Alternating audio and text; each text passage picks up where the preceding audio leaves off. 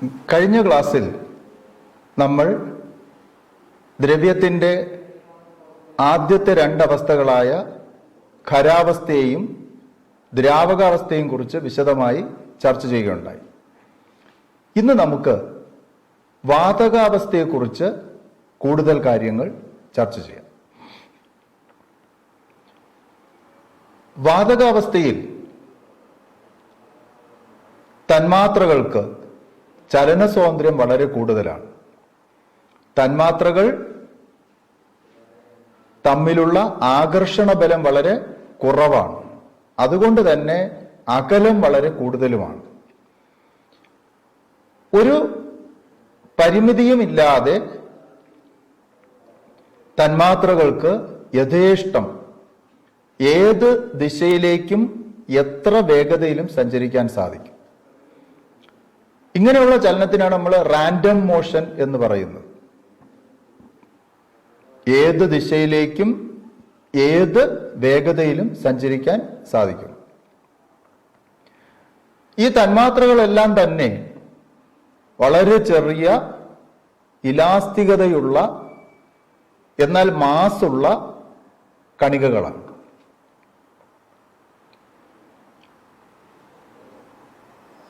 ഇവ ഒരു പ്രതലത്തിൽ തട്ടുമ്പോൾ, ഏതെങ്കിലും ഒരു ഉപരിതലത്തിൽ തട്ടുമ്പോൾ ആ ഉപരിതലത്തിൽ എന്താണ് മർദ്ദം പ്രയോഗിക്കും. മർദ്ദവും ബലവും പ്രയോഗിക്കാൻ ഇവയ്ക്ക് സാധിക്കും. മറ്റെന്തൊക്കെ പ്രത്യേകതയാണ് വാതകാവസ്ഥയിലെ തന്മാത്രകൾക്കുള്ളത്? ഒരു വാതകത്തെ നമുക്ക് യഥേഷ്ടം കംപ്രസ് ചെയ്യാം.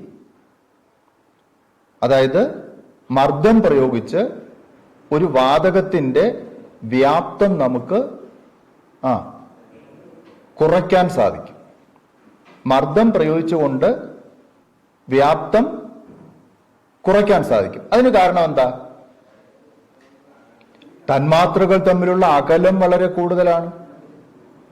തന്മാത്രകൾ തമ്മിലുള്ള അകലം കൂടുമ്പോൾ മർദ്ദം ചെലുത്തി നമുക്ക് തന്മാത്രകൾ തമ്മിലുള്ള അകലം കുറയ്ക്കാൻ സാധിക്കും. അങ്ങനെ അകലം കുറയുമ്പോൾ വ്യാപ്തവും കുറയും. മറ്റൊരു പ്രത്യേകത, ഒരു ചെറിയ വ്യാപ്തം വാതകം ആണെങ്കിൽ പോലും ഒരു കണ്ടെയ്നറിൽ എടുത്തു കഴിഞ്ഞാൽ ആ കണ്ടെയ്നർ മുഴുവൻ അത് നിറയും. തന്മാത്രകൾ ആ വാതകത്തിന്റെ തന്മാത്രകൾ ആ കണ്ടെയ്നർ മുഴുവനും നിറഞ്ഞിരിക്കും. ആ കണ്ടെയ്നറിന്റെ സ്പേസ് മുഴുവൻ അത് ഒക്കുപ്പൈ ചെയ്യും. നമ്മളൊരു ഖരാവസ്ഥയിലുള്ള വസ്തുവാണെങ്കിൽ അതിന് നിശ്ചിത വ്യാപ്തമുണ്ട്. ചെറിയ കണ്ടെയ്നർ ആയാലും വലിയ കണ്ടെയ്നർ ആയാലും അതിന്റെ വ്യാപ്തത്തിന് വ്യത്യാസമില്ല. അതിന് സ്വയം വികസിക്കാൻ സാധിക്കില്ല. ദ്രാവകാവസ്ഥയിലും ഇത് തന്നെയാണ്. ഒരു കണ്ടെയ്നറിന്റെ പകുതി ഭാഗം മാത്രമേ ദ്രാവകം ഉണ്ടെന്ന് വിചാരിക്കുക. ആ ദ്രാവകത്തിന് സ്വയം ആ കണ്ടെയ്നർ മുഴുവനും വ്യാപിച്ചിരിക്കാൻ സാധിക്കത്തില്ല. എന്നാൽ വാതകാവസ്ഥയിൽ ആ തന്മാത്രകൾക്ക് ആ കണ്ടെയ്നർ മുഴുവൻ, അതെടുത്തിട്ടുള്ള ആ പാത്രം മുഴുവൻ വ്യാപിച്ച് നിറഞ്ഞിരിക്കാൻ സാധിക്കും. മറ്റൊരു സവിശേഷത, ഒരേ പദാർത്ഥത്തിന്റെ മൂന്നവസ്ഥകൾ നമ്മൾ താരതമ്യം ചെയ്താൽ ഖരാവസ്ഥയിലെയും ദ്രാവകാവസ്ഥയിലെയും വ്യാപ്തത്തെക്കാൾ കൂടുതൽ വ്യാപ്തം വാതകാവസ്ഥയിൽ ആ പദാർത്ഥം ഒക്കുപ്പൈ ചെയ്യുന്നതായിട്ട്, എടുക്കുന്നതായിട്ട് നമുക്ക് മനസ്സിലാക്കാം. ഉദാഹരണത്തിന് ഒരു കഷണം ഐസ് ഖരാവസ്ഥയിലാണ്, സോളിഡ് സ്റ്റേറ്റിലാണ്. അതിന്റെ നിശ്ചിത നീളം, വീതി, പൊക്കം, അതായത് നിശ്ചിത വ്യാപ്തം ഉണ്ട്. ഇതിനെ ഉരുക്കി, ഈ ഐസിനെ ഉരുക്കി നമ്മൾ ജലമാക്കി മാറ്റുന്നു എന്ന് വിചാരിക്കാം. ആ ജലത്തിന്റെ വ്യാപ്തവും നമുക്ക് കണക്കാക്കാവുന്നതേ ഉള്ളൂ. എന്നാൽ ഇത്രയും ജലത്തെ തിളപ്പിച്ച് നീരാവിയാക്കി മാറ്റിക്കഴിയുമ്പോൾ അത് സ്വയം വികസിച്ച്, നീരാവിയിലെ തന്മാത്രകൾ സ്വയം വികസിച്ച് എത്ര വലിയ കണ്ടെയ്നർ ആയാലും ആ കണ്ടെയ്നർ മുഴുവൻ നിറഞ്ഞിരിക്കും. അതാണ് വാതകാവസ്ഥയിലെ ഒരു പദാർത്ഥം ആ കണ്ടെയ്നർ മുഴുവൻ വ്യാപിക്കുന്നു. തന്മാത്രകളുടെ കൂടിയ ചലന സ്വാതന്ത്ര്യമാണ് ഇതിന് കാരണം. തന്മാത്രകൾക്ക് ചലന സ്വാതന്ത്ര്യം കൂടുമ്പോൾ തന്മാത്രകളുടെ ഗതികോർജം, കൈനറ്റിക് എനർജി കൂടും എന്ന കാര്യവും നമ്മളിവിടെ പ്രത്യേകം ഓർക്കണം. ഒരു വാതകത്തിന് മർദ്ദം പ്രയോഗിക്കാൻ സാധിക്കും എന്ന് നമ്മൾ നേരത്തെ പഠിച്ചു. എങ്ങനെയാണ് വാതകങ്ങൾക്ക് മർദ്ദം പ്രയോഗിക്കാൻ സാധിക്കുന്നത്? വാതക തന്മാത്രകൾ റാൻഡം മോഷനിലാണ്. വാതക തന്മാത്രകൾ ഇടതടവില്ലാതെ എല്ലാ ദിശയിലേക്കും സാധ്യമായ വേഗതയിൽ സഞ്ചരിച്ചുകൊണ്ടിരിക്കുകയാണ്. ഇവ ഒരു കണ്ടെയ്നറിൽ എടുത്താൽ ആ കണ്ടെയ്നറിന്റെ വശങ്ങളിൽ കൂട്ടിമുട്ടും. ഓരോ കണികയ്ക്കും, ഓരോ വാതക തന്മാത്രയ്ക്കും മാസും പ്രവേഗവും വെലോസിറ്റിയും ഉള്ളതുകൊണ്ട് ഓരോ കൂട്ടിമുട്ടലിലും ഓരോ തന്മാത്രയും ആ കണ്ടെയ്നറിന്റെ വശങ്ങളിൽ ബലം പ്രയോഗിക്കും. അങ്ങനെ യൂണിറ്റ് ഏരിയയിൽ, യൂണിറ്റ് വിസ്തീർണത്തിൽ, യൂണിറ്റ് പരപ്പളവിൽ അനുഭവപ്പെടുന്ന ബലത്തിനാണ് നമ്മൾ മർദ്ദം എന്ന് പറയുന്നത്. ഇതാണ് ഒരു വാതകം പ്രയോഗിക്കുന്ന മർദ്ദം. യൂണിറ്റ് വിസ്തീർണത്തിൽ ഒരു വാതകം പ്രയോഗിക്കുന്ന മർദ്ദമാണ്, അല്ലെങ്കിൽ ഒരു വാതകം പ്രയോഗിക്കുന്ന ബലമാണ് മർദ്ദം, ആ വാതകത്തിന്റെ മർദ്ദം. അന്തരീക്ഷം മർദ്ദം പ്രയോഗിക്കുന്നു. ഭൂമിക്ക് ചുറ്റും ഉള്ള ഒരു വായുവിന്റെ ആവരണമാണ് നമ്മൾ അന്തരീക്ഷം എന്ന് പറയുന്നത്. ഏതാണ്ട് 20ഓളം കിലോമീറ്റർ വരെ ഈ രീതിയിൽ, ഭൂമിക്ക് ചുറ്റും 20ഓളം കിലോമീറ്റർ മുകൾ വരെ ഇതേ സാന്ദ്രതയിൽ അന്തരീക്ഷമുണ്ട്. ഈ അന്തരീക്ഷം ഭൂമിയുടെ യൂണിറ്റ് ഏരിയയിൽ പ്രയോഗിക്കുന്ന ബലം ആണ് അന്തരീക്ഷ മർദ്ദം. അതാണ് നമ്മൾ 76 സെന്റിമീറ്റർ ഓഫ് മെർക്കുറിക്ക് തുല്യമായി പരിഗണിക്കുന്നത്. ഇനി നമുക്ക് ദ്രവ്യത്തിന്റെ നാലാമത്തെ അവസ്ഥയായ പ്ലാസ്മ സ്റ്റേറ്റിനെ കുറിച്ച് കൂടുതൽ കാര്യങ്ങൾ ചർച്ച ചെയ്യും. പ്ലാസ്മ സ്റ്റേറ്റിൽ ദ്രവ്യം സ്ഥിതി ചെയ്യുന്നത് സൂര്യനിലും നക്ഷത്രങ്ങളിലുമാണ്. കോടിക്കണക്കിന് ഡിഗ്രി സെൽഷ്യസ് ഊഷ്മാവിൽ മാത്രമേ പ്ലാസ്മാവസ്ഥയിൽ ദ്രവ്യം സ്ഥിതി ചെയ്യത്തുള്ളൂ. അയോണുകളായിട്ടാണ് പ്ലാസ്മാവസ്ഥയിൽ ദ്രവ്യം സ്ഥിതി ചെയ്യുന്നത്.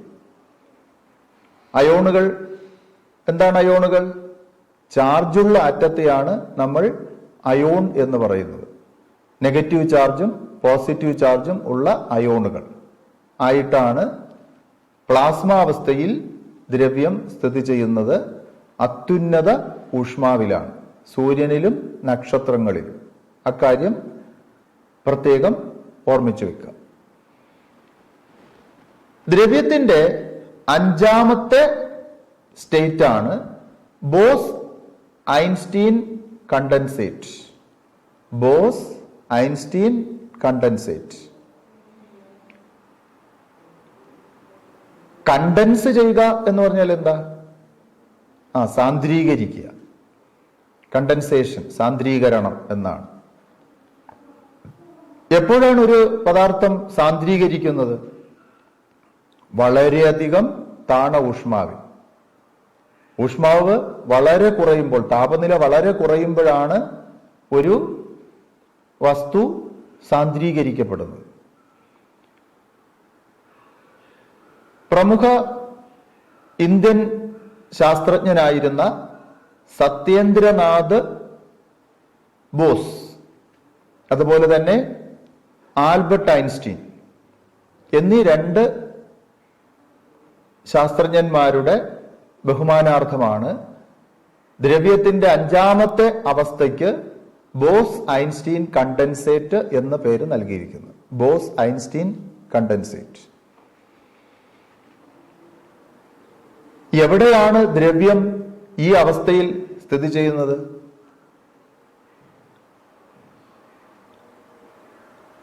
എങ്ങനെയാണ് ഈ പരീക്ഷണം നടത്തിയത് തുടങ്ങിയ കാര്യങ്ങൾ നമുക്ക് ചർച്ച ചെയ്യാം. ഇന്റർനാഷണൽ സ്പേസ് സ്റ്റേഷൻ ISS അറിയാമോ?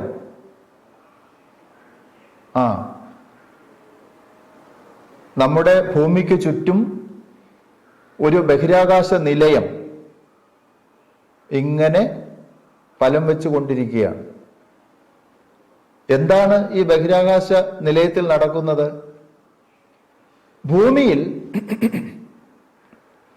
ഭൂമിയിൽ നാളിതുവരെ നടത്തിയിട്ടുള്ള പരീക്ഷണങ്ങളെല്ലാം ഈ ബഹിരാകാശ നിലയത്തിൽ നടത്തുകയാണ്. എന്തിനാ ഈ പരീക്ഷണങ്ങൾ ബഹിരാകാശ നിലയത്തിൽ നടത്തുന്നത്? ഭൂമിയിൽ നടന്ന പരീക്ഷണങ്ങളിലെല്ലാം തന്നെ, ആ പരീക്ഷണ റിസൾട്ടുകളെല്ലാം തന്നെ ഭൂഗുരുത്വ ആകർഷണ ബലത്തിന് വിധേയമാണ്. ബഹിരാകാശ നിലയത്തിനുള്ളിൽ സീറോ ഗ്രാവിറ്റിയാണ്, ഭൂഗുരുത്വാകർഷണ ബലം ഇല്ല. അപ്പൊ ഭൂഗുരുത്വാകർഷണ ബലം ഇല്ലാത്ത സ്ഥലത്ത് ഈ പരീക്ഷണങ്ങൾ നടത്തുമ്പോൾ അതിന്റെ റിസൾട്ട് എങ്ങനെയാണ് എന്നുള്ളത് മനസ്സിലാക്കുന്നതിന് വേണ്ടിയിട്ടാണ് ഈ പരീക്ഷണങ്ങൾ നിരന്തരം ബഹിരാകാശ നിലയത്തിൽ നടത്തിക്കൊണ്ടിരിക്കുന്നത്. അങ്ങനെ ഒരു സൂട്ട് കേസിന്റെ വലിപ്പത്തിലുള്ള ഒരു ബോക്സിൽ, ആ ബോക്സ് എന്ന് പറയുന്നത് കോൾഡ് ആറ്റം ലബോറട്ടറി CAL എന്നാണ് പേരിട്ടിട്ടുള്ളത്. അതിനുള്ളിൽ റുബീഡിയത്തിന്റെയും പൊട്ടാസ്യത്തിന്റെയും ആറ്റങ്ങളെ വളരെയധികം താണ ഊഷ്മാവ്, ഐസിന്റെ ഊഷ്മാവ് 0 ഡിഗ്രി സെൽഷ്യസ്, മൈനസ് ഊഷ്മാവ് അങ്ങനെ കുറഞ്ഞ് -273 ഡിഗ്രി സെൽഷ്യസ്. ഒന്നാലോചിച്ച് നോക്കുക, -273 ഡിഗ്രി സെൽഷ്യസ് ഊഷ്മാവിൽ അത്യുഗ്രമായ കാന്തിക മണ്ഡലം പ്രയോഗിച്ചപ്പോൾ അതിനകത്ത് ഇതുവരെ സോളിഡ് സ്റ്റേറ്റിനോ ലിക്വിഡ് സ്റ്റേറ്റിലോ ഗ്യാഷ്യസ് സ്റ്റേറ്റിലോ പ്ലാസ്മ സ്റ്റേറ്റിലോ ദ്രവ്യം ബിഹേവ് ചെയ്യാത്ത, പെരുമാറാത്ത വിധത്തിൽ അതിനകത്ത് ദ്രവ്യം പെരുമാറുന്നതായി ശാസ്ത്രജ്ഞന്മാർക്ക് ബോധ്യപ്പെട്ടു. അപ്പോ ബഹിരാകാശ space station ISS international space സ്റ്റേഷനിൽ കോൾഡ് ആറ്റം ലബോറട്ടറി എന്നറിയപ്പെടുന്നത് ഒരു ചെറിയൊരു സൂട്ട്കേസിന്റെ വലിപ്പത്തിലുള്ള ഒരു ബോക്സാണ്. അതിനുള്ളിൽ റുബീഡിയം, പൊട്ടാസ്യം തുടങ്ങിയവയുടെ ആറ്റങ്ങളെ -273 ഡിഗ്രി സെൽഷ്യസിൽ എത്തിച്ച് അത്യുഗ്രമായ കാന്തിക മണ്ഡലം പ്രയോഗിച്ച് ദ്രവ്യത്തിന്റെ സവിശേഷതകൾ പഠിക്കുകയുണ്ടായി. അങ്ങനെ പഠിച്ചപ്പോൾ ദ്രവ്യം അതിചാലകതയും അതിദ്രവത്വവും പ്രദർശിപ്പിക്കുന്നതായി ബോധ്യപ്പെട്ടു. എന്താണ് ഈ അതിചാലകത? സൂപ്പർ കണ്ടക്ടിവിറ്റി, അതിദ്രവത്വം, സൂപ്പർ ഫ്ലൂയിഡിറ്റി. അതിചാലകത എന്ന് പറഞ്ഞാൽ സീറോ റെസിസ്റ്റൻസ്. ഇപ്പൊ നമ്മുടെ രാജ്യത്ത് ഉൽപ്പാദിപ്പിക്കുന്ന വൈദ്യുതിയുടെ 50% പ്രസരണ നഷ്ടം, ട്രാൻസ്മിഷൻ ലോസ് എന്നാണ് പറയുക, മുഖേന നഷ്ടപ്പെടുകയാണ്. അതായത് വൈദ്യുത ലൈനുകളിലൂടെ വൈദ്യുതി പ്രവഹിക്കുമ്പോൾ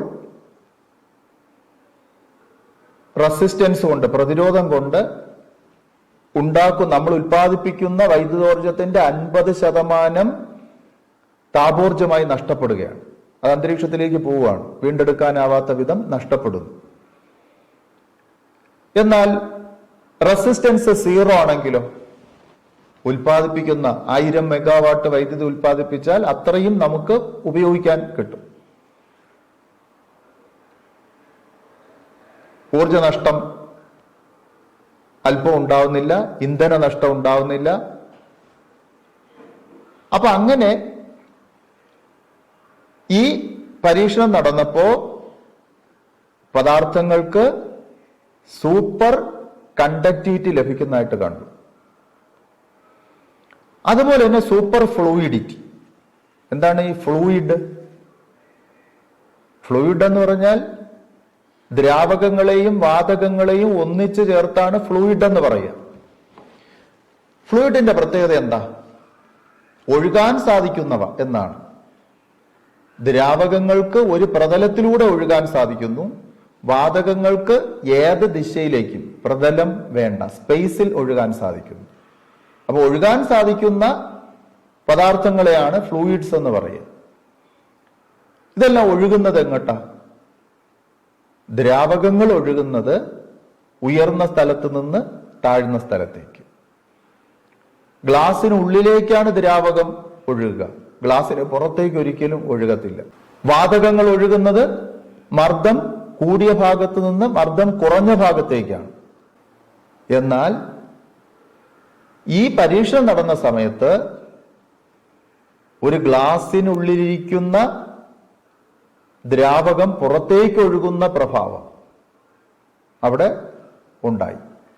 അതായത് അതിദ്രവത്വം. സാധാരണ അറ്റ്മോസ്ഫിയറിലും സാധാരണ പ്രഷറിലും മർദ്ദത്തിലും ഭൂമിയിൽ വച്ച് നടക്കുന്ന പരീക്ഷണങ്ങളിൽ ഗ്ലാസിനുള്ളിലേക്ക് അല്ലെങ്കിൽ മുകളിൽ നിന്ന് താഴേക്ക് ദ്രാവകം ഒഴുകുന്നു. എന്നാൽ ഇവിടെ താഴെ നിന്ന് മുകളിലേക്ക് ദ്രാവകം ഒഴുകുന്നു. അതാണ് സൂപ്പർ ഫ്ലൂയിഡിറ്റി. ഇതിനെല്ലാം കാരണമായി കണ്ടെത്തിയത് ബോസോൺ എന്നറിയപ്പെടുന്ന ഒരു സബറ്റോമിക് പാർട്ടിക്കിളാണ്. അപ്പൊ ഈ പരീക്ഷണ ഫലമായി ബോസോൺ എന്ന ഒരു സബറ്റോമിക് പാർട്ടിക്കിളും കണ്ടെത്തുകയുണ്ടായി. അപ്പൊ ഇത്രയും ഈ ലബോറട്ടറി സെറ്റപ്പിൽ മാത്രമാണ് വളരെ കുറഞ്ഞ സമയത്തേക്ക് ദ്രവ്യം, മാറ്റർ ഈ അവസ്ഥയിൽ, അഞ്ചാമത്തെ അവസ്ഥയിൽ, ബോസ് ഐൻസ്റ്റീൻ കണ്ടൻസേറ്റ് എന്ന അവസ്ഥയിൽ സ്ഥിതി ചെയ്യുന്നത്. നമുക്ക് ഈ ലബോറട്ടറി സംവിധാനങ്ങളില്ലാതെ അല്ലെങ്കിൽ സാധാരണ ഊഷ്മാവിലും സാധാരണ മർദ്ദത്തിലും സൂപ്പർ കണ്ടക്ടിവിറ്റി ലഭ്യമായാൽ സൂപ്പർ ഫാസ്റ്റ് കമ്പ്യൂട്ടറുകളും അതുപോലെ തന്നെ മഗ്ലേവ് ട്രെയിനുകളും ഒക്കെ നമുക്ക് നിർമ്മിക്കാൻ സാധിക്കും എന്ന കാര്യവും ഓർക്കുക. ഇനി നമുക്ക് ആറാമത്തെ അവസ്ഥയിലേക്ക്, ദ്രവ്യത്തിന്റെ ആറാമത്തെ അവസ്ഥ, അതായത് ഫെർമയോണിക് കണ്ടൻസേറ്റ്. എന്താണ് ഈ ഫെർമിയോണിക് കണ്ടൻസേറ്റ്? ഏതാണ്ട് ബോസ് ഐൻസ്റ്റീൻ കണ്ടൻസേറ്റിനെ പോലെ തന്നെ അതിനോട് സാദൃശ്യമുള്ള സ്വഭാവമാണ്, ബിഹേവിയറൽ സ്ട്രക്ചറാണ് ഫെർമിയോണിക് കണ്ടൻസേറ്റിനും ഉള്ളത്. ബോസ് ഐൻസ്റ്റീൻ കണ്ടൻസേറ്റിൽ ബോസോണുകൾ എന്ന സബ് അറ്റോമിക് പാർട്ടിക്കിൾസ് ആണ് കണ്ടെത്തിയതെങ്കിൽ ഫെർമിയോണിക് കണ്ടൻസേറ്റിൽ ഫെർമിയോണുകൾ എന്ന ഒരു സബ് അറ്റോമിക് പാർട്ടിക്കിളാണ് ഈ ദ്രവ്യത്തിന്റെ സൂപ്പർ ഫ്ലൂയിഡിറ്റിക്കും സൂപ്പർ കണ്ടക്ടിവിറ്റിക്കും കാരണമായി കരുതപ്പെടുന്നത്. ഈ ബോസോണുകൾക്കും ഫെർമിയോണുകൾക്കും ചില പ്രത്യേകതകളുണ്ട്. ബോസോണുകൾ സോഷ്യൽ ബിഹേവിയർ ഉള്ള സബ് അറ്റോമിക് കണങ്ങളാണ്. ബോസോൺ അതുകൊണ്ട് തന്നെ അവ പരസ്പരം ആകർഷിക്കപ്പെടുന്നു. ബോസോണുകൾ പരസ്പരം ആകർഷിക്കപ്പെടുകയും അവ ഗ്രൂപ്പുകളായി കാണപ്പെടുകയും ചെയ്യും, കൂട്ടമായി കാണപ്പെടുകയും ചെയ്യും. എന്നാൽ ഫെർമിയോണുകൾ ആന്റി സോഷ്യൽ ബിഹേവിയർ ഉള്ള സബ് അറ്റോമിക് കണങ്ങളാണ്. അവ ഗ്രൂപ്പുകളായി കാണപ്പെടുന്നില്ല, സെപ്പറേറ്റ് ചെയ്താണ് കാണപ്പെടുന്നത് എന്നതാണ് ഈ ബോസോണുകളും ഫെർമിയോണുകളും തമ്മിലുള്ള വ്യത്യാസം.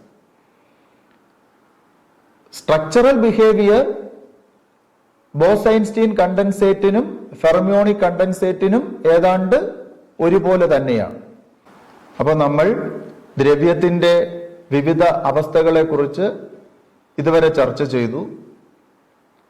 ഇനി നമുക്ക് ദ്രവ്യത്തിന്റെ സവിശേഷ ഗുണം, അതായത് മാസിനെ കുറിച്ച് ചർച്ച ചെയ്യാം.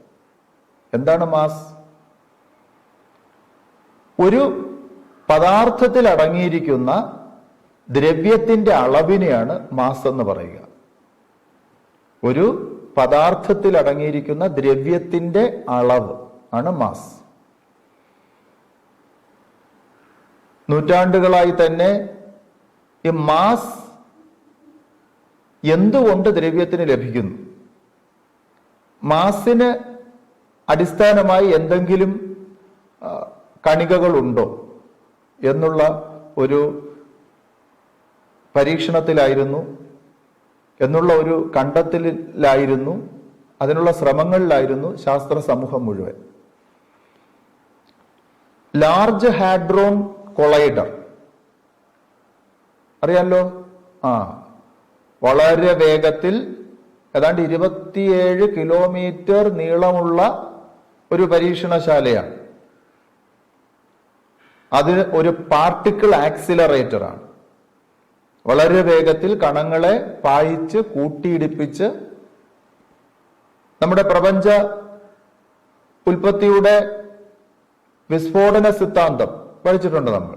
ഉഗ്ര വിസ്ഫോടനത്തിലൂടെയാണ് പ്രപഞ്ചം ഉണ്ടായതെന്ന്.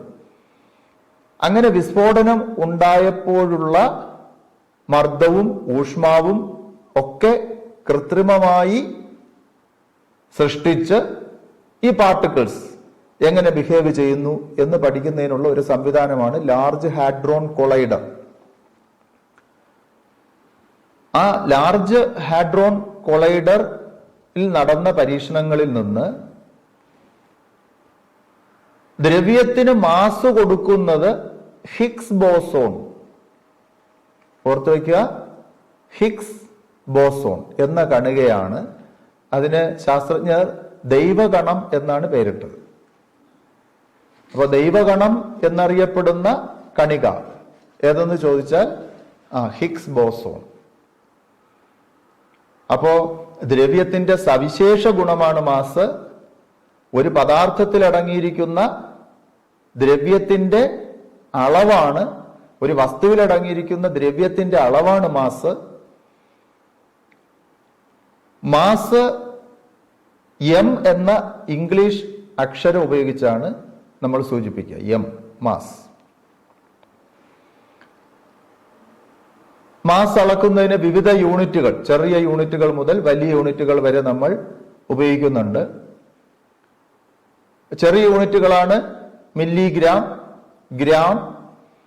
എന്നാൽ SI unit, system of international units, ആണ് kilogram, quintal, ton. Quintal 100 kilogram, ton 1000 kilogram ഒക്കെ നമ്മൾ വലിയ യൂണിറ്റുകൾ ഉപയോഗിക്കാറുണ്ട്. എന്താണ് ഈ മാസും ഭാരവും തമ്മിലുള്ള വ്യത്യാസം? ഞാൻ പറഞ്ഞു, മാസ് സാധാരണയായി കിലോഗ്രാം എന്ന യൂണിറ്റിലാണ് നമ്മൾ ഉപയോഗിക്കുന്നത്, അല്ലെങ്കിൽ കിലോഗ്രാം എന്ന യൂണിറ്റിലാണ് നമ്മൾ മെഷർ ചെയ്യുന്നത്. ഈ മാസിന് മറ്റെന്തെങ്കിലും സവിശേഷതയുണ്ടോ? മാസ് ഒരു സ്കെയിലാർ ക്വാണ്ടിറ്റിയാണ്. അതായത് മാസ് ഒരു അദിശ അളവാണ്. എന്താണ് അദിശം? എന്താണ് സദിശം? അദിശം എന്ന് പറഞ്ഞാൽ ദിശയില്ലാത്ത പരിമാണം മാത്രം, അളവ് മാത്രം ഉള്ള ഒരു ഭൗതിക അളവാണ് അദിശം. എന്താണ് സദിശം? രണ്ടും ഉള്ളത്, പരിമാണവും ദിശയും ഉള്ള ഭൗതിക അളവുകളെയാണ് സദിശം എന്ന് പറയുന്നത്. ഇപ്പൊ മാസ് എത്രയെങ്കിലും കിലോഗ്രാം, ഏതെങ്കിലും ഒരു വസ്തു 10 കിലോഗ്രാം അരി, നമ്മൾ ടുവേഴ്സ് വെസ്റ്റ് എന്നോ ടുവേഴ്സ് ഈസ്റ്റ് എന്നോ ഒന്നും പറയാറില്ല. അവിടെ ഡയറക്ഷന്റെ ആവശ്യമില്ല, ദിശ വേണ്ട. അതാണ് മാസ് എന്താണ്? ഒരു അദിശമാണ്.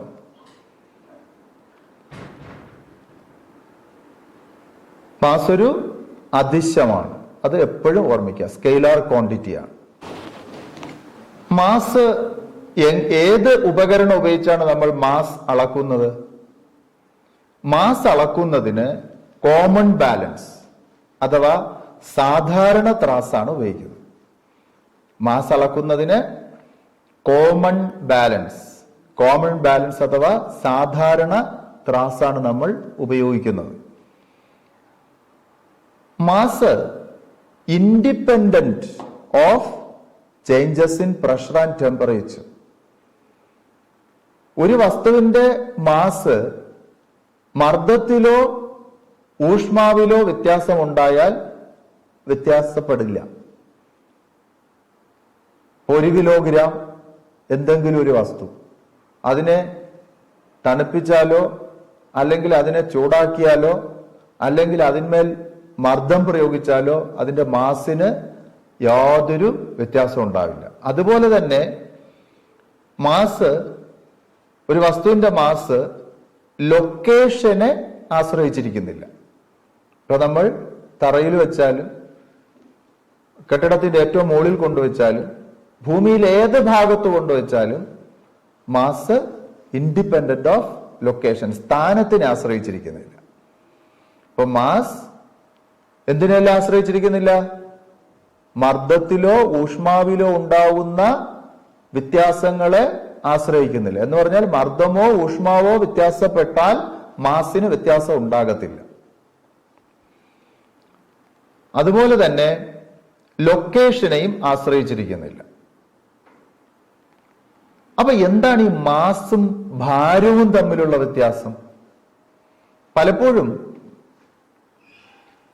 ഈ മാസും ഭാരവും ഒന്നാണ് എന്ന് തെറ്റിദ്ധരിച്ച് നമ്മൾ പ്രയോഗിക്കാറുണ്ട്.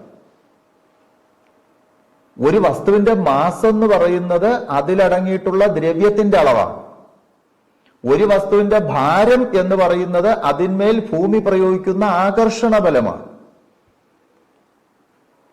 അപ്പൊ ഒരു വസ്തുവിന്റെ ഭാരം 1 കിലോഗ്രാം മാസുള്ള ഒരു വസ്തുവിന്റെ ഭാരം നമുക്കൊന്ന് കണക്കാക്കി നോക്കാം.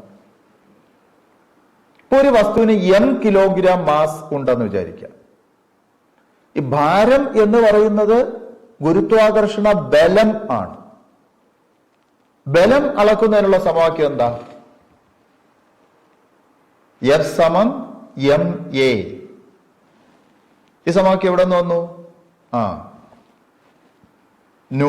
സർ ഐസക് ന്യൂട്ടന്റെ രണ്ടാം ചലന നിയമം അനുസരിച്ച് F സമം ma. ഇവിടെ F എന്ന് പറയുന്നത് ഒരു വസ്തുവിന്മേൽ ഭൂമി പ്രയോഗിക്കുന്ന ബലമാണ്. എഫ് എന്ന് പറയുന്നത് ഒരു വസ്തുവിന്മേൽ ഭൂമി പ്രയോഗിക്കുന്ന ബലമാണ്. എം ആ വസ്തുവിന്റെ മാസ് അഥവാ പിണ്ഡം. എ എന്ന് പറയുന്നത് ത്വരണം, ആക്സിലറേഷൻ. ഇവിടെ ത്വരണം ഉണ്ടാകുന്ന എങ്ങനെയാ? ഗുരുത്വാകർഷണ ബലം കൊണ്ടാണ് ത്വരണം ഉണ്ടാകുന്നത്. അത് ഒരു നിശ്ചിത സംഖ്യയാണ്, അതൊരു സ്ഥിരസംഖ്യയാണ്, 9.8 മീറ്റർ പെർ സെക്കൻഡ് സ്ക്വയർ. അപ്പോ എം മാസുള്ള വസ്തുവിന്റെ ഭാരം W സമം mg kilogram metre per second square. mg kilogram metre per second square. 1 kilogram metre per second square എന്ന് പറയുന്നത് 1 ന്യൂട്ടനാണ്. 1 kilogram metre per second square സമം 1 ന്യൂട്ടൺ. സർ ഐസക് ന്യൂട്ടന്റെ ബഹുമാനാർത്ഥമാണ് അങ്ങനെ പേര് കൊടുത്തിരിക്കുന്നത്. ആ യൂണിറ്റിന് ന്യൂട്ടൺ എന്ന പേര് കൊടുത്തിരിക്കുന്നത്. ക്യാപിറ്റൽ N ഉപയോഗിച്ചാണ് സൂചിപ്പിക്കുന്നത്. അപ്പോ 1 കിലോഗ്രാം മാസുള്ള ഒരു വസ്തുവിന്റെ ഭാരം എത്രയാണ്? 1 കിലോഗ്രാം മാസുള്ള വസ്തുവിന്റെ ഭാരം എത്രയാണ്? W സമം m 1 കിലോഗ്രാം ഗുണം g 9.8 metre per second square സമം 1 ഗുണം 9.8 സമം 9.8 kilogram metre per second square അല്ലെങ്കിൽ 9.8 ന്യൂട്ടൺ. അപ്പൊ നമ്മൾ കടകളിൽ പോയി സാധനം വാങ്ങിക്കുമ്പോൾ നമ്മൾ വാങ്ങിക്കുന്നത് ദ്രവ്യമാണ്. നമ്മൾ വാങ്ങിക്കുന്നത് നിശ്ചിത അളവ് ദ്രവ്യമാണ്, അതായത് മാസ് ആണ് നമ്മൾ വാങ്ങിക്കുന്നത്. എന്തല്ല? ഭാരം അല്ല. അപ്പൊ ഭാരം എന്ന് മനസ്സിൽ വിചാരിച്ചുകൊണ്ട് തെറ്റിദ്ധരിച്ചുകൊണ്ട് മാസ് വാങ്ങിക്കുകയാണ്. ഭാരം എന്ന് പറഞ്ഞാൽ എന്താ? ഭൂമി പ്രയോഗിക്കുന്ന ആകർഷണ ബലമാണ്. ഭൂമി പ്രയോഗിക്കുന്ന ആകർഷണ ബലം കണ്ടുപിടിക്കണമെങ്കിൽ എന്താണ്? താഴോട്ട് ഉള്ള ബലം അളക്കണം. അതിന് നമ്മൾ സ്പ്രിംഗ് ത്രാസ് ആണ് ഉപയോഗിക്കേണ്ടത്. അപ്പൊ മാസ് അളക്കുന്നതിന് സാധാരണ ത്രാസും കോമൺ ബാലൻസും, ഭാരം അളക്കുന്നതിന് സ്പ്രിംഗ് ബാലൻസുമാണ് ഉപയോഗിക്കേണ്ടത്. ഒരു ഉദാഹരണം കൂടി. ഒരു 10 കിലോഗ്രാം മാസുള്ള ഒരു വസ്തുവിന്റെ ഭാരം എത്രയാണ്? m സമം 10 കിലോഗ്രാം. m സമം 10 കിലോഗ്രാം, g സമം 9.8 metre per second square, W സമം 10 ഗുണം 9.8 സമം 98 കിലോഗ്രാം പെർ മീറ്റർ സ്ക്വയർ അല്ലെങ്കിൽ 98 ന്യൂട്ടൺ. അപ്പൊ നമ്മൾ ഭാരമാണ് ചോദിക്കുന്നതെങ്കിൽ, വാങ്ങുന്നതെങ്കിൽ 98 ന്യൂട്ടൺ ഇന്ന വസ്തു വേണം എന്ന് പറയണം.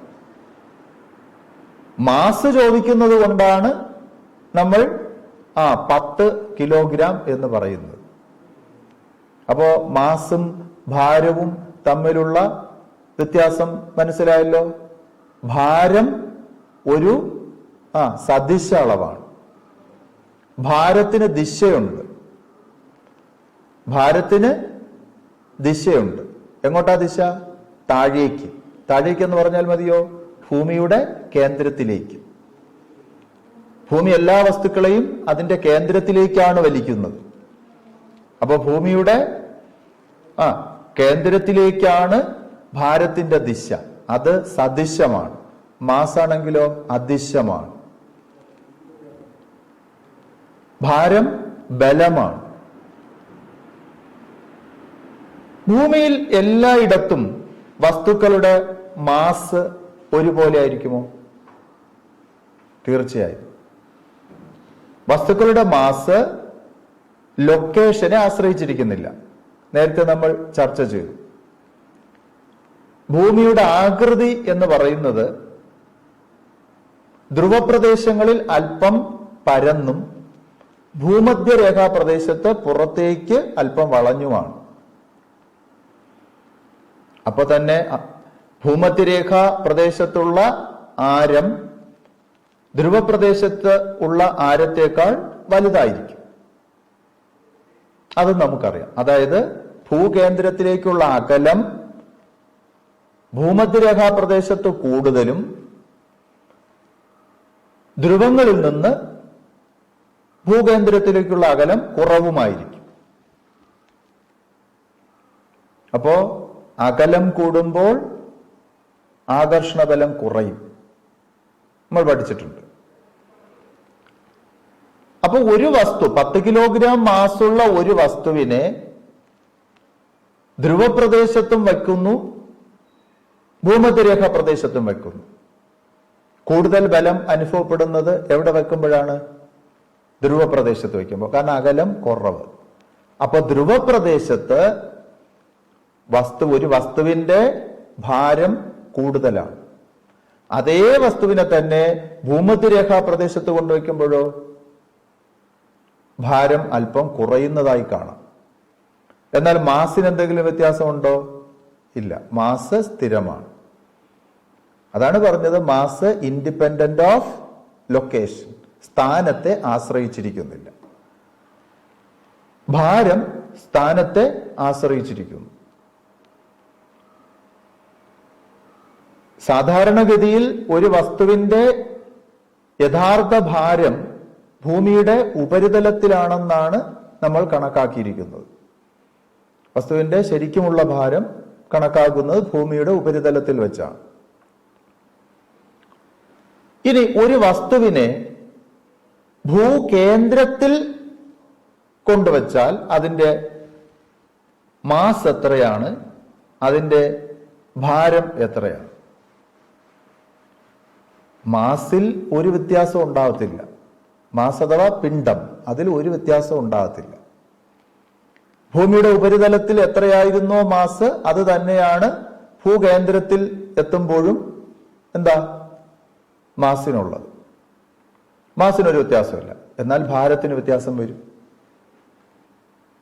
കാരണം ഒരു വസ്തുവിനെ ഭൂമി അതിന്റെ കേന്ദ്രത്തിലേക്കാണ് വലിക്കുന്നത്. അതുകൊണ്ടാണ് ഈ വസ്തുവിന് ഭാരം ഉണ്ടാവുന്നത്. കേന്ദ്രത്തിൽ എത്തിക്കഴിഞ്ഞാൽ, ഒരു വസ്തു ഭൂമിയുടെ കേന്ദ്രത്തിൽ എത്തിക്കഴിഞ്ഞാൽ അതിന്റെ ഭാരം 0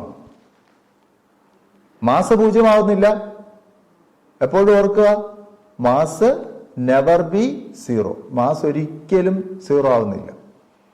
മാസ് ഒരിക്കലും നെഗറ്റീവും ആകത്തില്ല. Mass always positive.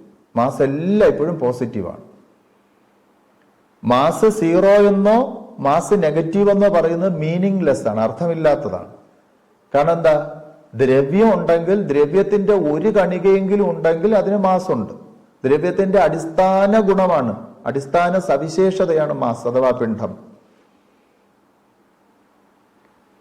പക്ഷെ ഈ വസ്തുവിന്റെ ഭാരം എന്ന് പറയുന്നത് ഭൂകേന്ദ്രത്തിലെത്തുമ്പോൾ 0 എന്താ കാരണം? ഭൂകേന്ദ്രത്തിലെത്തിയ വസ്തു എല്ലാ ദിശയിലേക്കും ആകർഷിക്കപ്പെടുന്നു.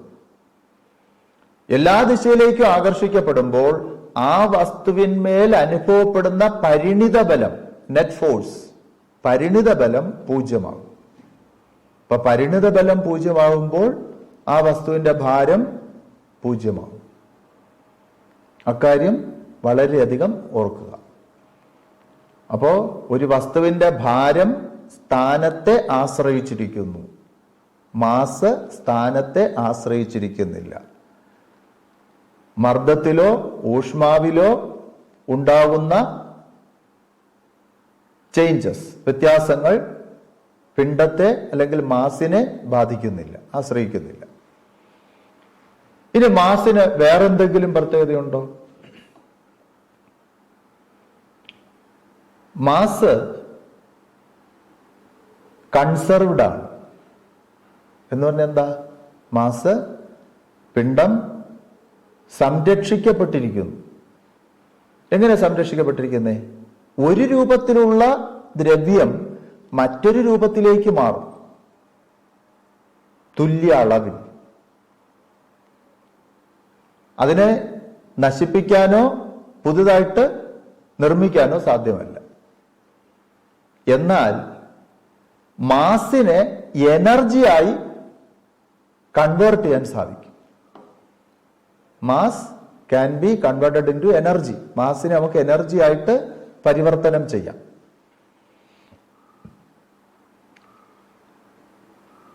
ആൽബർട്ട് ഐൻസ്റ്റീന്റെ തിയറി ഓഫ് റിലേറ്റിവിറ്റി, ആപേക്ഷികതാ സിദ്ധാന്തം അനുസരിച്ച് എം മാസുള്ള ഒരു വസ്തു mc² ഊർജത്തിന് തുല്യമാണ്. E സമം mc². എന്താണ് ഈ എനർജി? എം മാസ്, വസ്തുവിന്റെ മാസ്. സി പ്രകാശത്തിന്റെ പ്രവേഗം, ശൂന്യതയിലൂടെയുള്ള പ്രകാശത്തിന്റെ പ്രവേഗം. ശൂന്യതയിലൂടെ പ്രകാശത്തിന്റെ പ്രവേഗം എത്രയാണ്? 3 × 10⁸ മീറ്റർ പെർ സെക്കൻഡ്, അല്ലെങ്കിൽ 3,00,000 കിലോമീറ്റർ പെർ സെക്കൻഡ്. അപ്പൊ 1 കിലോഗ്രാം മാസുള്ള വസ്തു എത്ര ഊർജത്തിന് തുല്യമാണെന്ന് കണക്കാക്കിയാലോ? ഈ സമം mc². M 1 kilogram. 1 ഗുണം സിയുടെ വില ഞാൻ പറഞ്ഞു, 3 × 10⁸, 3 × 10⁸. അപ്പൊ c², 3 × 10⁸, the whole square is equal to 1 ഗുണം 3², 9 × 10⁸². അപ്പോ 10⁻16 സമം 9 ഗുണം 10⁻16. എന്താണ് ഊർജത്തിന്റെ യൂണിറ്റ്? ജൂൾ. അപ്പൊ 1 കിലോഗ്രാം മാസുള്ള ഒരു വസ്തു 9 ഗുണം 10⁻16 ജൂൾ എനർജിക്ക് തുല്യമാണ്. അപ്പൊ ഒന്ന് ആലോചിച്ച് നോക്കൂ, 10⁻16 1ഉം 16 പൂജ്യവും, 1ഉം 16 പൂജ്യം അടങ്ങിയ ഒരു സംഖ്യ. 9 ഗുണം എന്തുമാത്രം വലിയൊരു സംഖ്യയാണ്, അല്ലെങ്കിൽ എന്തുമാത്രം വലിയ അളവിലുള്ള ഊർജമാണ് 1 കിലോഗ്രാം മാസുള്ള വസ്തു ഊർജമായി മാറിയാൽ നമുക്ക് കിട്ടുന്നതെന്ന് ഓർത്തു നോക്കൂ. അപ്പോൾ ഒരു 10 കിലോഗ്രാമോ 1000 കിലോഗ്രാമോ മാസുള്ള വസ്തുക്കൾ ഊർജമായി മാറുമ്പോൾ എന്തുമാത്രം വലിയ ഊർജമാണ് പുറന്തള്ളപ്പെടുക എന്ന് ഒന്ന് ചിന്തിച്ചു നോക്കുക. അപ്പോ മാസിനെ ഊർജമായി മാറ്റാൻ സാധിക്കും. മാസ് ഒരു സ്കെയിലാർ ക്വാണ്ടിറ്റിയാണ്, അദിശ അളവാണ്. ഭാരം ഒരു സദിശ അളവാണ്, അതൊരിക്കലും മറക്കരുത്. ഭാരത്തിന്റെ യൂണിറ്റ് ന്യൂട്ടൺ ആണ്. അതുപോലെ തന്നെ വസ്തുക്കളുടെ മറ്റൊരു ഗുണമാണ് ജഡത്വം, ഇനർഷ്യ. ഒരു വസ്തുവിന്റെ ഇനർഷ്യ നിർണയിക്കുന്നതിൽ മാസിന് ഒരു പ്രധാന പങ്കുണ്ട്. എന്താണ് ഇനർഷ്യ അല്ലെങ്കിൽ ജഡത്വം? ഒരു വസ്തുവിന് സ്വയം അതിന്റെ നിശ്ചലാവസ്ഥയ്ക്കോ ചലനാവസ്ഥയ്ക്കോ മാറ്റം വരുത്താനുള്ള കഴിവില്ലായ്മ. മാറ്റം വരുത്താനുള്ള കഴിവല്ല, മാറ്റം വരുത്താനുള്ള കഴിവില്ലായ്മയാണ് ജഡത്വം. ഒരു വസ്തുവിന് സ്വയം അതിന്റെ നിശ്ചലാവസ്ഥയ്ക്കോ ചലനാവസ്ഥയ്ക്കോ മാറ്റം വരുത്താനുള്ള കഴിവില്ലായ്മയാണ് ജഡത്വം. ജഡത്വം 2 തരത്തിലുണ്ട്. നിശ്ചല ജഡത്വമുണ്ട്, ചലന ജഡത്വവും ഉണ്ട്. എന്താണ് ഈ നിശ്ചല ജഡത്വം? ഒരു വസ്തുവിന് സ്വയം അതിന്റെ നിശ്ചലാവസ്ഥയ്ക്ക് മാറ്റം വരുത്താനുള്ള കഴിവില്ലായ്മ. ഏതെങ്കിലും ഒരു വസ്തു, നമ്മുടെ വീടിനുള്ളിലെ ഫർണിച്ചറോ ഒരു മരമോ കെട്ടിടമോ അല്ലെങ്കിൽ ഒരു പാറക്കഷണമോ എന്തെങ്കിലും ഒരു വസ്തു, ഒരു ബുക്കോ പുസ്തകമോ എവിടെയെങ്കിലും നമ്മൾ വച്ചിരുന്നാൽ അത് അവിടെ തന്നെ ഇരിക്കും. തനിയെ അതിന്റെ നിശ്ചലാവസ്ഥയെ മാറ്റം വരുത്താൻ സാധിക്കില്ല. ഒരു ബാഹ്യബലം കൊടുത്താൽ മാത്രമേ നിശ്ചലാവസ്ഥയ്ക്ക് മാറ്റം വരുത്താൻ പറ്റത്തുള്ളൂ. അപ്പോ മാസ് കൂടിയ വസ്തുവിനെ സംബന്ധിച്ചിടത്തോളം ആ അവസ്ഥയിൽ സ്ഥിതി ചെയ്യാനുള്ള പ്രവണത കൂടുതലാണ്. അതാണ് പറഞ്ഞത്, മാസ് എന്തിനെ ഡിറ്റർമിൻ ചെയ്യുന്നു? ഇനർഷ്യ. മാസ് കൂടുമ്പോൾ നിശ്ചല ജഡത്വവും കൂടും. നിർത്തിയിട്ടിരിക്കുന്ന ഒരു ബസ് പെട്ടെന്ന് ഓടിത്തുടങ്ങുമ്പോൾ അതിൽ നിൽക്കുന്ന യാത്രക്കാർ പിന്നിലേക്ക് വീഴാൻ തുടങ്ങും. നമുക്ക് അനുഭവമുള്ള ഒരു കാര്യമാണ്. എന്താ കാരണം? ബസ് പെട്ടെന്ന് മുന്നിലേക്ക് ചലിക്കുമ്പോൾ നമ്മുടെ ശരീരത്തിന്റെ പകുതി ഭാഗം, ബസ്സുമായി ചേർന്നിരിക്കുന്ന ഭാഗം, കാലുകൾ പെട്ടെന്ന് ചലനാവസ്ഥയിൽ വരും. പക്ഷേ മുകൾ ഭാഗം, കഴുത്തിന് മുകളിൽ തലയും നമ്മുടെ ബോഡിയുടെ അപ്പർ പാർട്ട് നിശ്ചലാവസ്ഥയിലാണ്. അത് അങ്ങനെ തുടരാനുള്ള പ്രവണത കാണിക്കും.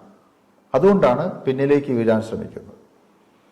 എന്നാൽ ഓടിക്കൊണ്ടിരിക്കുന്ന ബസ് പെട്ടെന്ന് നിർത്തുമ്പോഴോ? അപ്പോ നമ്മൾ മുഴുവനായി, നമ്മുടെ ശരീരഭാഗങ്ങൾ മുഴുവനും ചലനാവസ്ഥയിലാണ്. പെട്ടെന്ന് നിർത്തുമ്പോ ലോവർ പാർട്ട്, ബോഡിയുടെ ലോവർ പാർട്ട് നിശ്ചലാവസ്ഥയിൽ വരും, അപ്പർ പാർട്ട് ചലിക്കാനുള്ള പ്രവണതയിലുമാണ്. അതുകൊണ്ടാണ് മുന്നോട്ട് വീഴാൻ ശ്രമിക്കുന്നത്. അതാണ് ചലന ജഡത്വം. ചലനാവസ്ഥയിലുള്ള വസ്തുവിന് സ്വയം ആ അവസ്ഥയ്ക്ക് മാറ്റം വരുത്താനുള്ള കഴിവില്ലായ്മ. അതുകൊണ്ടാണ് ഡബിൾ ഡക്കർ ബസ്സുകളിലൊക്കെ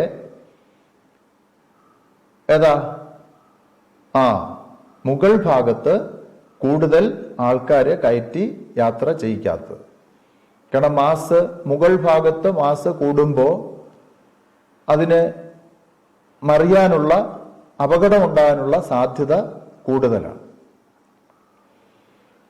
അപ്പോൾ മാസ് ജഡത്വത്തെ ആശ്രയിച്ചിരിക്കും. ഇനി നമുക്ക് ദ്രവ്യവും മാസും എല്ലാം ആശ്രയിച്ചിരിക്കുന്ന മറ്റൊരു ടേം, സാന്ദ്രത, ഡെൻസിറ്റിയെ കുറിച്ച് ചർച്ച ചെയ്യാം. എന്താണ് ഡെൻസിറ്റി, സാന്ദ്രത? യൂണിറ്റ് വ്യാപ്തമുള്ള ഒരു വസ്തുവിന്റെ മാസാണ് സാന്ദ്രത. യൂണിറ്റ് വ്യാപ്തമുള്ള ഒരു വസ്തുവിന്റെ മാസ്. എങ്ങനെയാണ് ഈ വസ്തുക്കൾക്ക് സാന്ദ്രത വ്യത്യാസം ഉണ്ടാവുന്നത്? നമ്മൾ സാന്ദ്രത കൂടിയ വസ്തു, സാന്ദ്രത കുറഞ്ഞ വസ്തു എന്നെല്ലാം കേട്ടിട്ടുണ്ട്. യൂണിറ്റ് വ്യാപ്തം എന്ന് പറഞ്ഞാൽ എന്താ? യൂണിറ്റ് എന്ന വാക്ക് 1 എന്നുള്ളതിനെ സൂചിപ്പിക്കാനാണ് ഉപയോഗിക്കുക. വ്യാപ്തം എങ്ങനെയാണ് കണ്ടുപിടിക്കുക? നീളം ഗുണം വീതി ഗുണം പൊക്കം.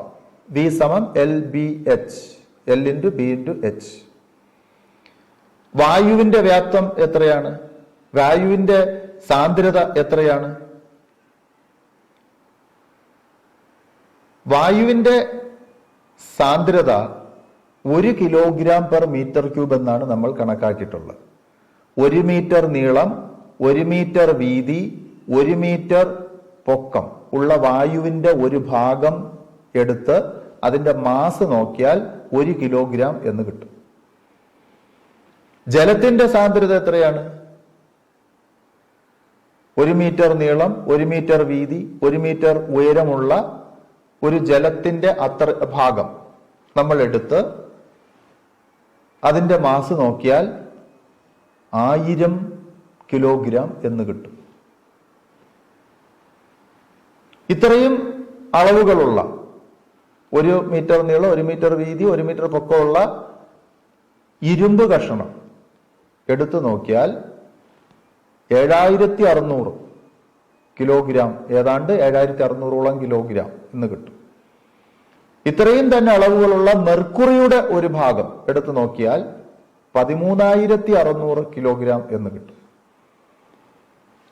അപ്പൊ എല്ലാത്തിന്റെയും വ്യാപ്തം തുല്യമാണ്, unit volume, 1 metre cube volume. പക്ഷേ മാസ് വ്യത്യാസം. എന്താ കാരണം? തന്മാത്രകളുടെ എണ്ണം കൂടുതലാണ്. വായുവിന്റെ 1 മീറ്റർ ക്യൂബ് ഭാഗം എടുക്കുമ്പോൾ അതിലുള്ള തന്മാത്രകളുടെ എണ്ണമല്ല ജലത്തിന്റെ യൂണിറ്റ് വോളിയത്തിലുള്ളത്, അതല്ല ഇരുമ്പ് കഷ്ണത്തിലുള്ളത്, അതല്ല മെർക്കുറിയിലുള്ളത്. അപ്പോ ഒരു നിശ്ചിത ഭാഗത്ത് കൂടുതൽ എണ്ണം തന്മാത്രകൾ ഞെങ്ങിഞ്ഞെരുങ്ങിയിരിക്കുമ്പോൾ അതിന്റെ മാസ് കൂടും, ആ ഭാഗത്തിന്റെ മാസ് കൂടും. അങ്ങനെയുള്ള വസ്തുക്കളെ നമ്മൾ സാന്ദ്രത കൂടിയ വസ്തു എന്ന് പറയും. ഒരു ചെറിയൊരു ഉദാഹരണത്തിലൂടെ ഞാനത് വ്യക്തമാക്കി തരാം. നമ്മൾ ചെറിയൊരു പാത്രം, കറി കൊണ്ടുപോകുന്ന അല്ലെങ്കിൽ കറി എടുക്കാൻ ഉപയോഗിക്കുന്ന ഒരു ചെറിയൊരു പാത്രം, അടപ്പുള്ള പാത്രം ഒന്ന് എടുക്കുക. അതിൽ കുറച്ച് മരപ്പൊടി ഇങ്ങനെ നിറയ്ക്കുക, അതിന്റെ മാസ് കണ്ടെത്തുക, കുറിച്ച് വയ്ക്കുക. വീണ്ടും നമ്മൾ ഓരോ തവണയും ഓരോ സ്പൂൺ മരപ്പൊടി വീതം അതിൽ അമർത്തി വെച്ച് ഒരു 10 പ്രാവശ്യം മാസ് കണ്ടെത്തുക. എന്താണ് മനസ്സിലാവുക? 10ാമത്തെ തവണ മാസ് കണ്ടെത്തിയപ്പോൾ വളരെ കൂടുതലായിരിക്കുന്നതായിട്ട് കാണാം. പാത്രത്തിന്റെ അളവിന് വ്യത്യാസമുണ്ടോ? ഇല്ല. പാത്രത്തിന്റെ വോളിയം എന്താണ്? തുല്യമാണ്. എല്ലാ 10 തവണയും വ്യാപ്തത്തിന് വ്യത്യാസമില്ല, പക്ഷെ മാസിന് വ്യത്യാസമുണ്ട്. അപ്പോ ഒരു വസ്തുവിന്റെ മാസിനെ അതിന്റെ വ്യാപ്തം കൊണ്ട് ഭാഗിക്കുമ്പോൾ കിട്ടുന്നതാണ് ഏതാ? സാന്ദ്രത അഥവാ ഡെൻസിറ്റി. ഇവിടെ മരപ്പൊടി ഉപയോഗിച്ചുള്ള പരീക്ഷണത്തിൽ നമ്മൾ എന്താ കണ്ടത്? ഓരോ തവണയും തന്മാത്രകളുടെ എണ്ണം കൂടുന്നു, മരപ്പൊടിയുടെ അളവ് കൂടുന്നു, പക്ഷേ വ്യാപ്തത്തിന് വ്യത്യാസമില്ല. തന്മാത്രകളുടെ എണ്ണം കൂടുമ്പോ മാസ് കൂടും. അപ്പോ സാന്ദ്രത സമം മാസ് ഭാഗം വ്യാപ്തം, ഡി സമം എം ഭാഗം വി, ക്യാപിറ്റൽ വി. യൂണിറ്റ് എന്താണ്? മാസിന്റെ യൂണിറ്റ് കിലോഗ്രാം, വ്യാപ്തത്തിന്റെ യൂണിറ്റോ മീറ്റർ ക്യൂബ്. അപ്പൊ കിലോഗ്രാം പെർ മീറ്റർ ക്യൂബ്. സാന്ദ്രതയുമായി ബന്ധപ്പെട്ട് ഇത്രയും കാര്യങ്ങൾ ഓർത്തു വെക്കണം. മറ്റ് ടോപ്പിക്കുകളുമായി നമുക്ക് അടുത്ത ക്ലാസ്സിൽ വീണ്ടും കാണാം.